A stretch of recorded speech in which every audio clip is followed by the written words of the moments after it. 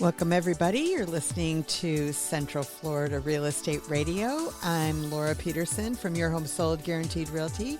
And to discuss the sale of your home, you can call or text 407-566-2555. That's 407-566-2555.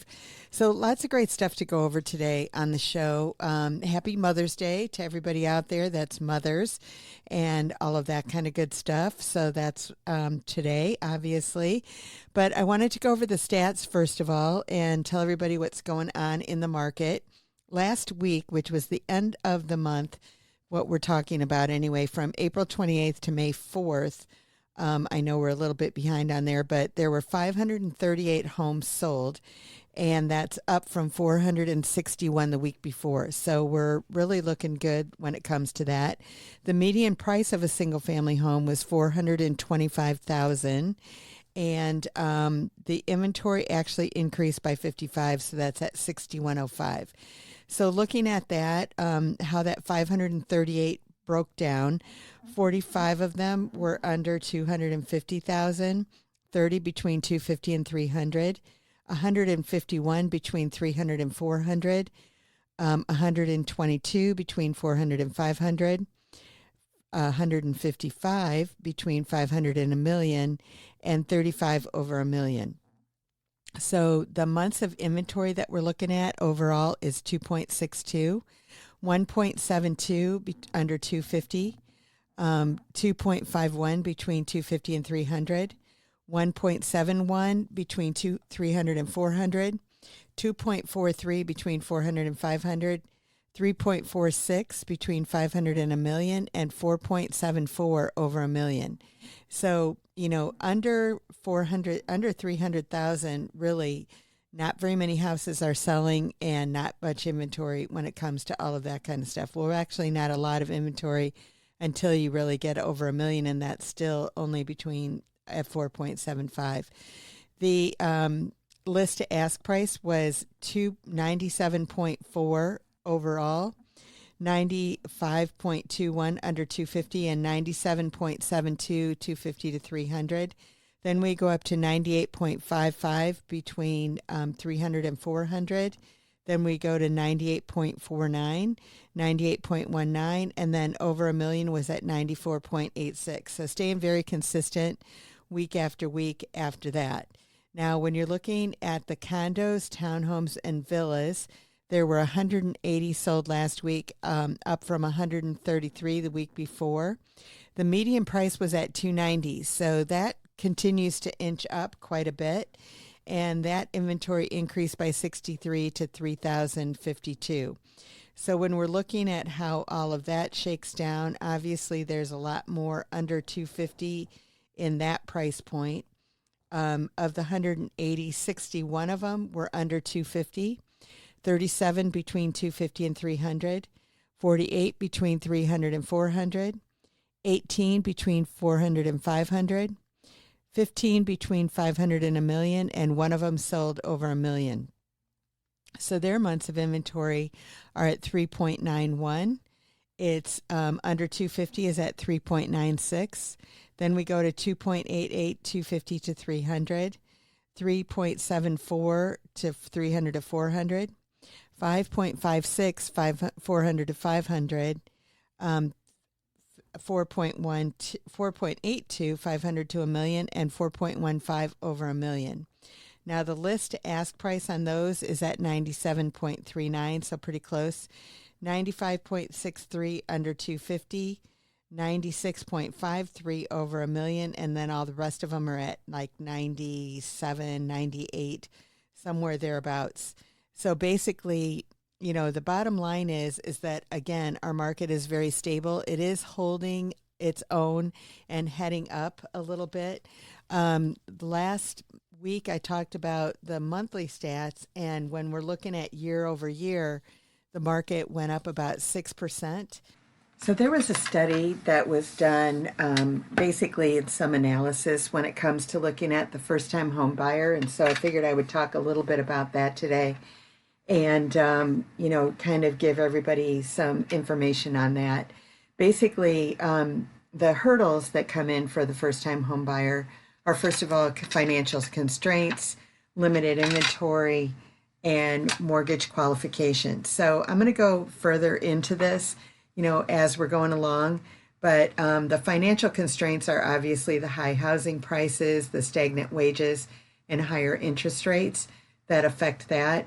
The limited inventory is that first-time buyers may struggle to find suitable properties within their budget due to limited inventory and high demand. And, I just talked about the stats. And when I was talking about that, it was that in those lower price points, there's only a couple of months inventory. Now, the condos, townhomes, and villas, there's a little bit more, but there isn't anything in the when we're looking at the other stuff. Then the other thing is the mortgage qualification. It can be challenging for first-time buyers with limited credit history and student loan debt. So just kind of looking at everything that is going on. Now, there are some things that will help overcome those hurdles. First of all, are down payment requirements. There aren't as many, it's like when you're a first-time home buyer, there are some loans that are as low as 1% that you can put down. There's some 0% that you can put down if you're a veteran, or if you buy something that's a little bit further out, you'll be able to find those kinds of properties. There's also, 3.5% down if you're looking at FHA financing. So it might not be as much down as you think, is what I'm trying to say here. And so you just need to look at the whole situation. Basically, there's a lot of lack of knowledge for people that they know exactly what the scoop is. So we try to sit down with people, tell them exactly, what the situation is. And we work with our mortgage partners to make sure that we get that done. And then, credit history is equally very important when it comes to getting a mortgage. And there's different things that you could do that you may not know about. Like if you have a late on a car payment, that could definitely affect whether or not you get a mortgage. So there's different things that you can do and understand, even if it's a little bit further out, like say you want to buy a house a year from now, that you might want to look at what you have to do in order to make things, happen for that. And when we're looking at, the wealth differences and all of that when it comes to owning a home, 65.8% of the population owned their home and 34.2% rent is basically what's going on now. Now, this actually is kind of sad in my mind. It says the median age of a homeowner is 56 and the median age of a renter is 39. So people are older than they were before when it comes to buying houses. But basically, we want to look at what you can do in order to make things happen. One thing, since 1980, the average annual rent increase has been 8.86% year over year. So that is really kind of a very high number if you ask me. The average price of appreciation on a home is at 4.49%, I believe. We're going to go into that when a little bit later. But that is a huge difference when it comes to the amount that the rents have increased, 8.86% year over year. And so that's really even harder to keep up with than the houses of the prices.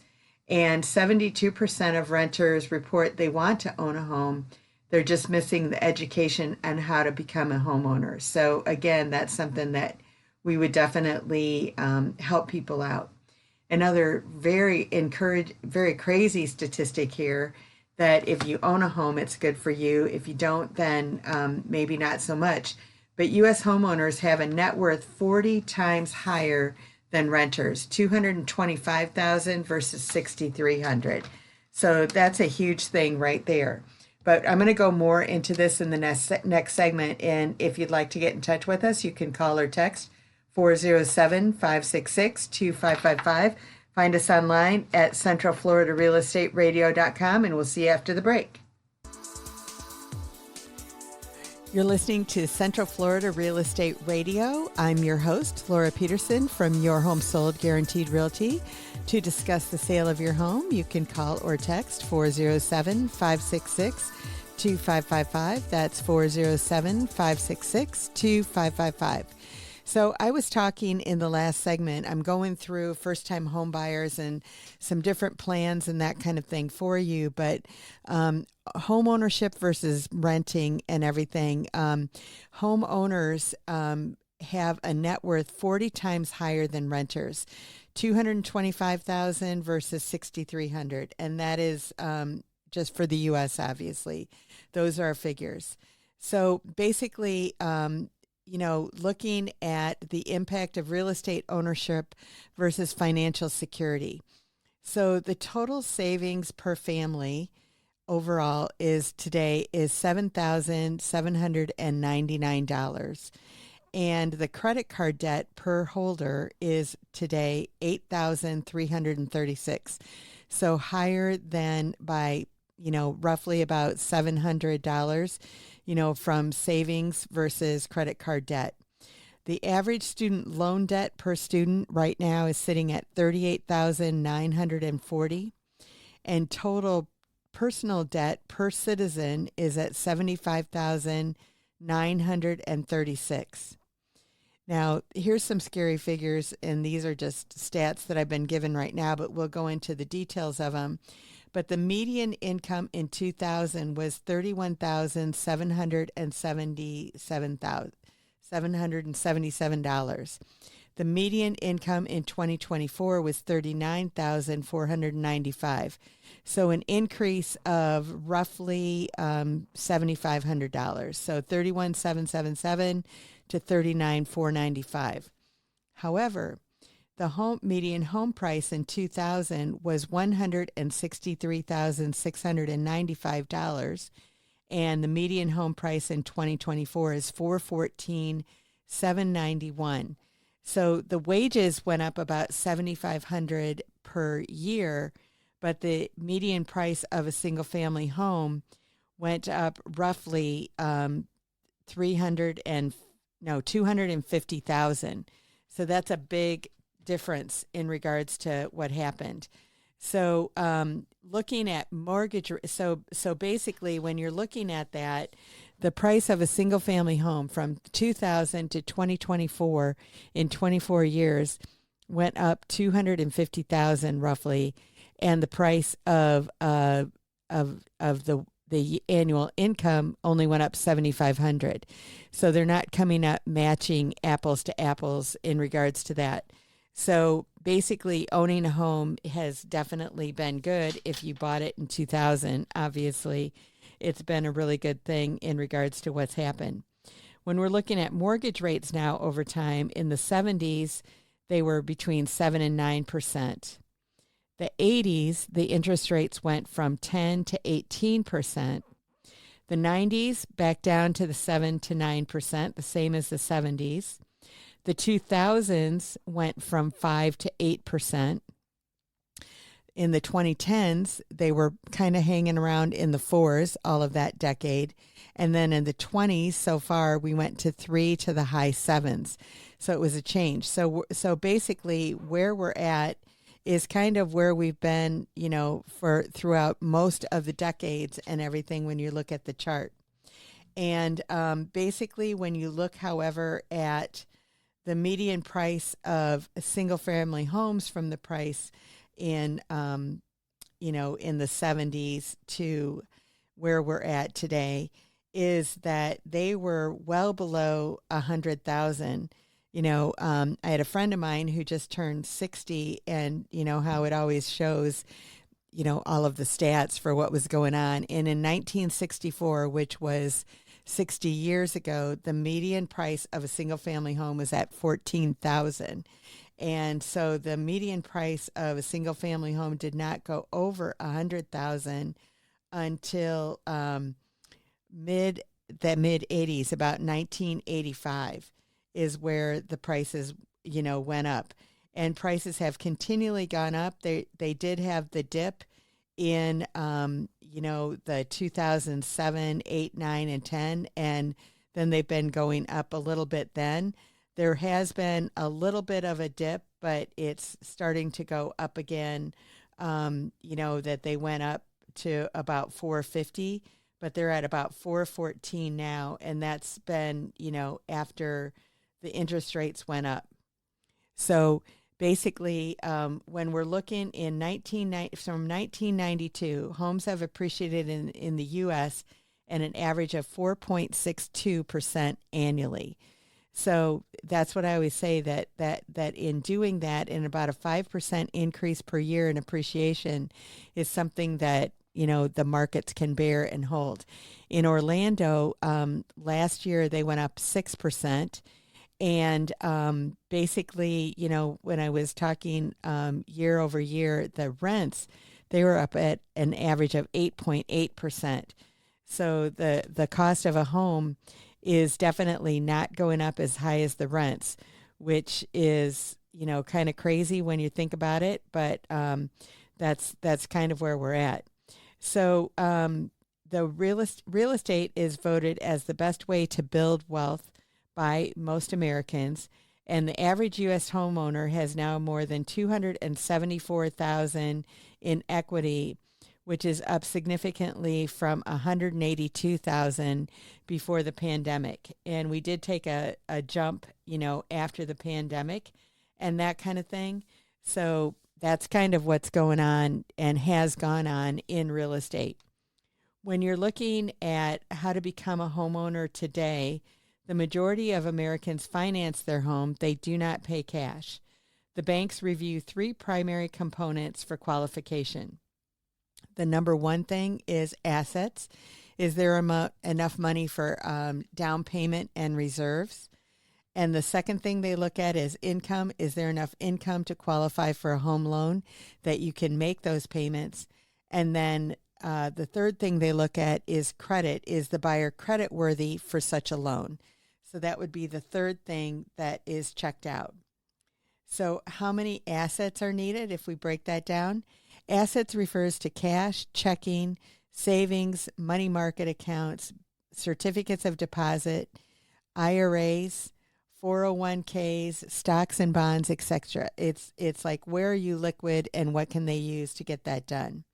The banks require one to put a required minimum down payment from as little as 0 to 3.5% for first-time home buyers.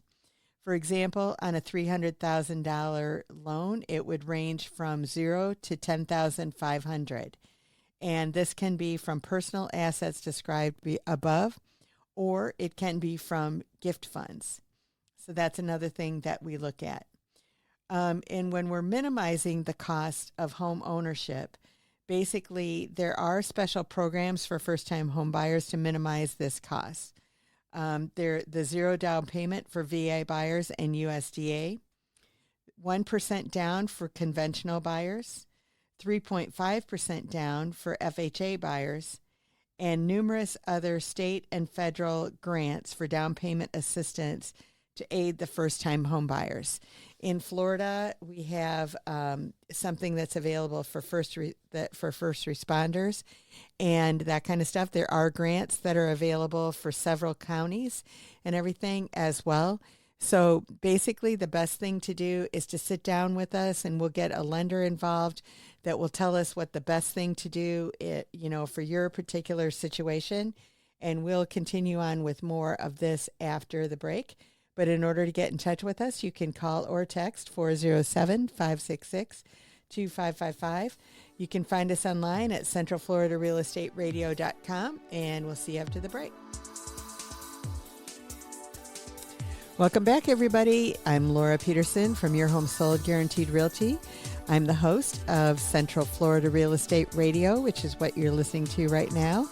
In order to discuss the sale of your home, you can call or text 407-566-2555. That's 407-566-2555. So let's look into, how much income do you need in order to buy a house? And basically, income refers to how much money does the buyer earn to qualify for buying for a new home loan. The banks utilize a ratio referred to as a debt to income or DTI.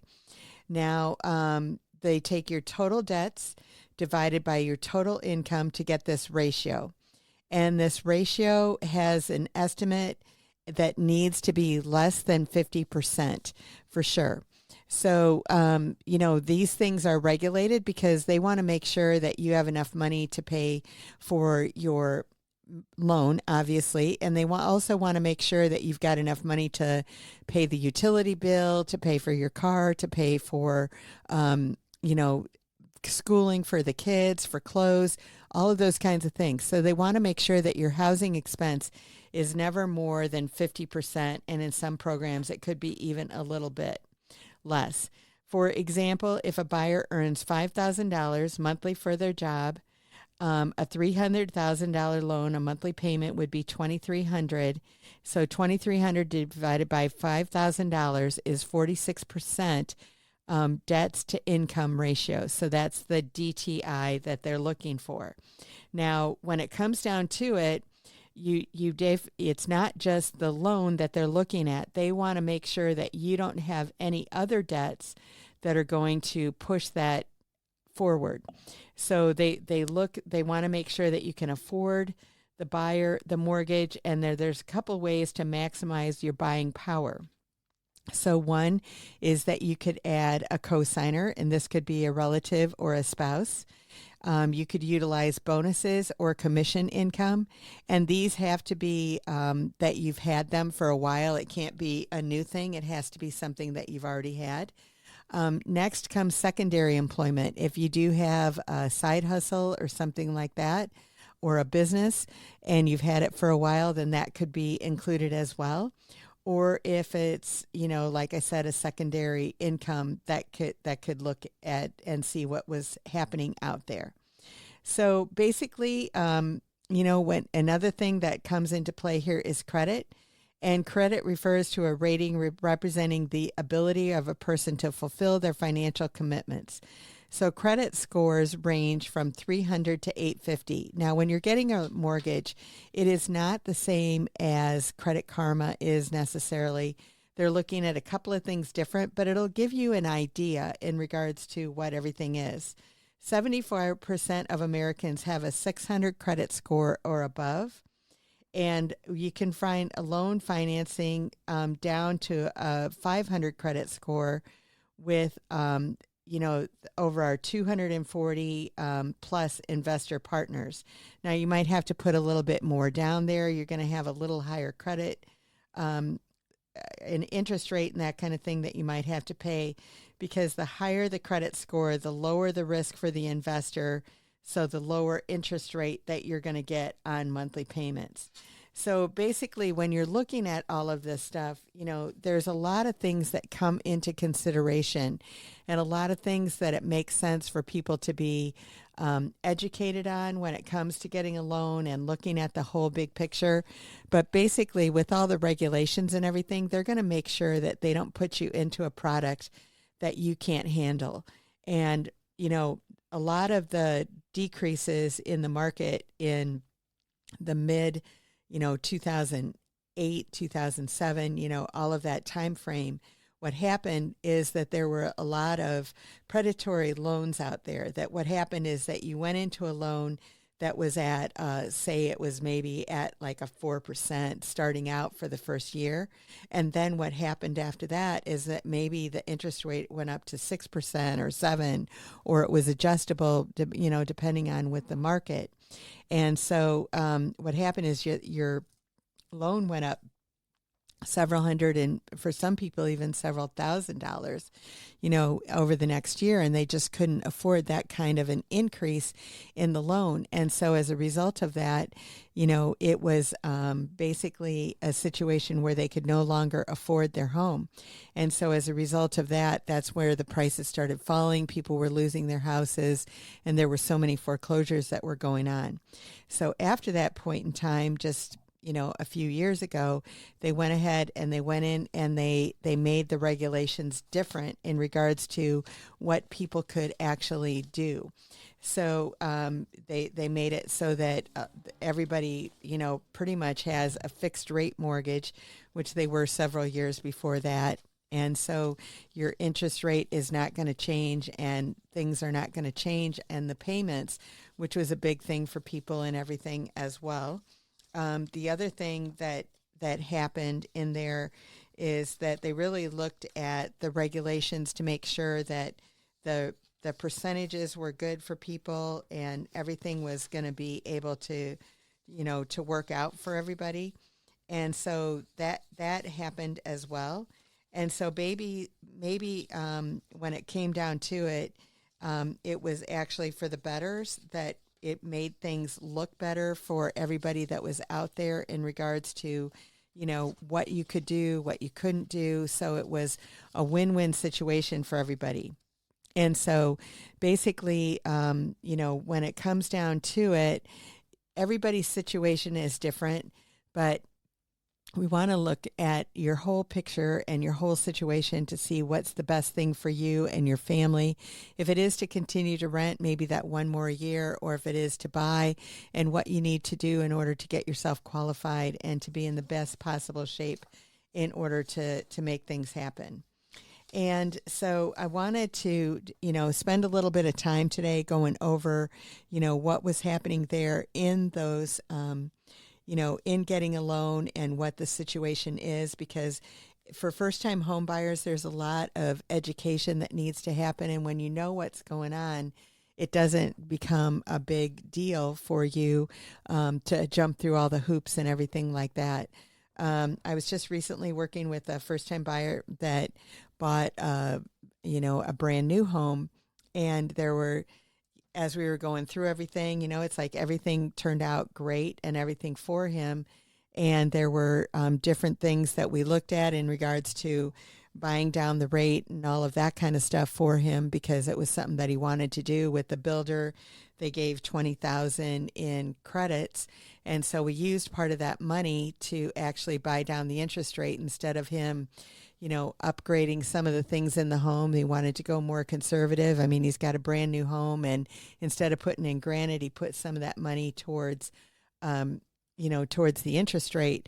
But he ended up with a beautiful home and with a payment that he can afford. And I think that that's what everybody wants to do, is that you want to end up with that property that you can afford, that you feel comfortable with, that's everything that you wanted, and then some. It was in the neighborhood that he wanted. It had all of the bells and whistles of what he was looking for, and now he's in process of getting everything set up for for moving in and all of that, but everything is exactly the way that he wanted it. But in order to get in touch with us, you can call or text 407-566-2555. You can find us online at centralfloridarealestateradio.com, and we will see you after the break. You're listening to Central Florida Real Estate Radio, and I am Laura Peterson, the host.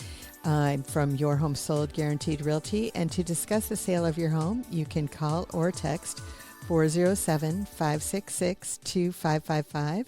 That's 407-566-2555. So, I was talking a lot this show about first-time home buyers and all the things that are out there for them. But, whether or not you're a first-time home buyer, there are benefits to owning your own home. And I'm just going to go through some of them right here. Some of them I've already covered, but I'm just going to reiterate them. One of them is tax benefits. There are definitely, the U.S. tax code lets you deduct the interest at this point in time that you pay on your mortgage and your property taxes and some of the costs involved in buying the home. So tax savings are definitely something to consider, because it definitely, helps you get a bigger refund and those kinds of things as well. Number two is appreciation. And as I mentioned earlier in the show, that since 1992, I think the average increase overall of homes in the U.S. was at 4.92 percent increase year over year over year over year. So that's even with the dips. So if you take all of the time that we went up and even with the time that we went down and back up again and stuff like that, 4.9 overall in since 1992 is how much homes have increased per year. So it's a decent amount of appreciation, and so that just means that if you paid $100,000, then next year it would be worth $104,900. And so that's what the increase is. Every year it would increase, a little bit more. And what we had talked about earlier as well, but the average rent has increased over that same time period 8.8% year over year. So number one, if you do have an investment property, I mean, that's a great deal. Obviously, you've got the appreciation, plus you've got the increase in rents. So that's a huge thing as well. So something to look at there. Number three is equity. So money paid for rent is money that you'll never see again, but mortgage payments let you build equity, ownership, interest in your home. So that's another thing that happens. So in addition to the appreciation, the amount that you originally owned on that house is going down month after month after month because of the equity as well. So as a result of that, building equity in your home is a ready-made savings plan. And when you sell, you can generally take $250,000 per individual or $500,000 for a married person gain without owing any federal income tax on that. So that's another thing that's another tax saving. So basically, if you own a home and you sell it, then you would have capital gains if it was just an investment property.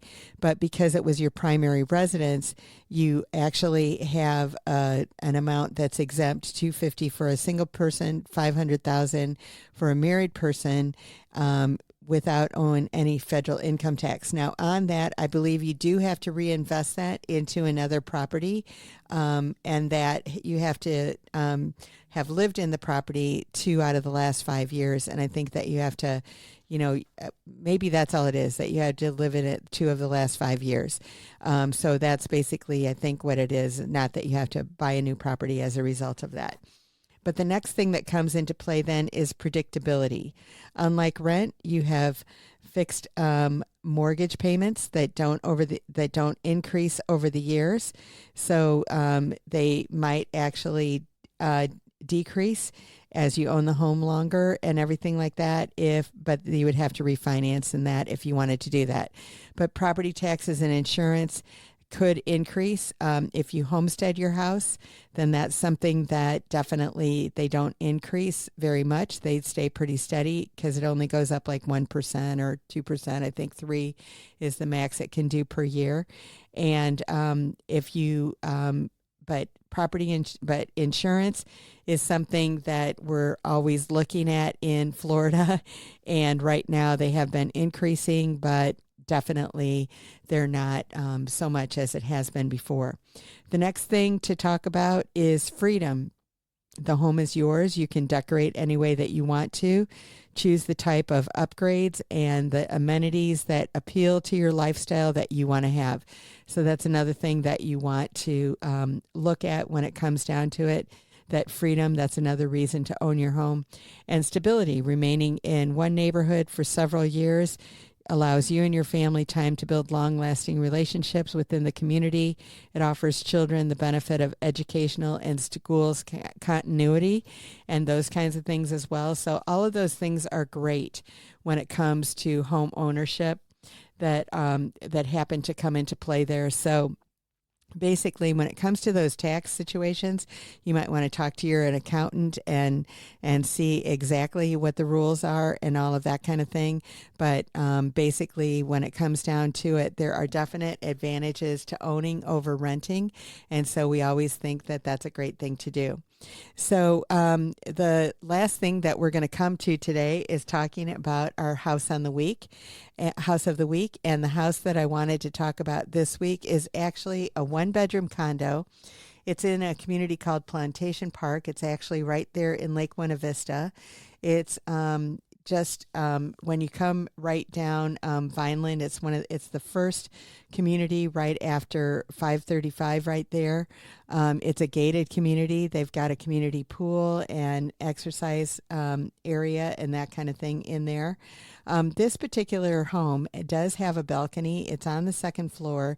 It overlooks a pond and all of that, so very serene. And this balcony is extremely big.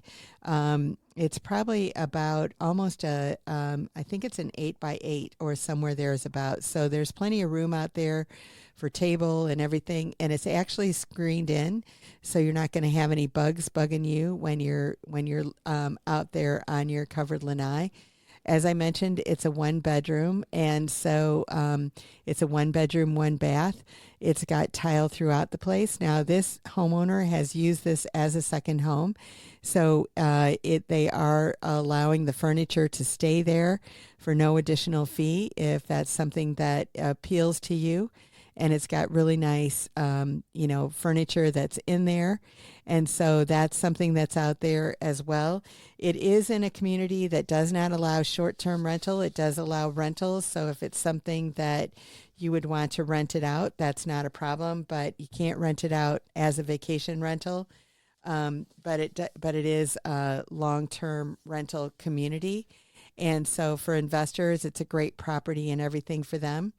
It is listed at $219,000 is basically what it is. You know, we talked about single family homes being at 425, I believe, and the condos are at right under 300 at 290.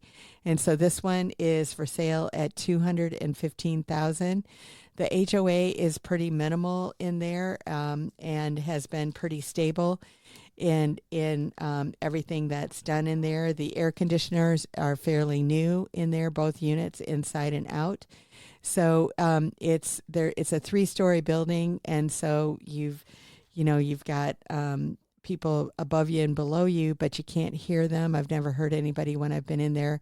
It's just a great property that's available for a new owner. So if it's something that you're interested in, please call or text 407-566-2555, and we'll be happy to, get you your own private showing of this particular property. And I'm sure it'll be a great match for you. But in order to get in touch with us, you can call or text 407-566-2555. You can find us online at centralfloridarealestateradio.com, and we will see you next week. Have a great one, everybody, and happy Mother's Day. Bye-bye.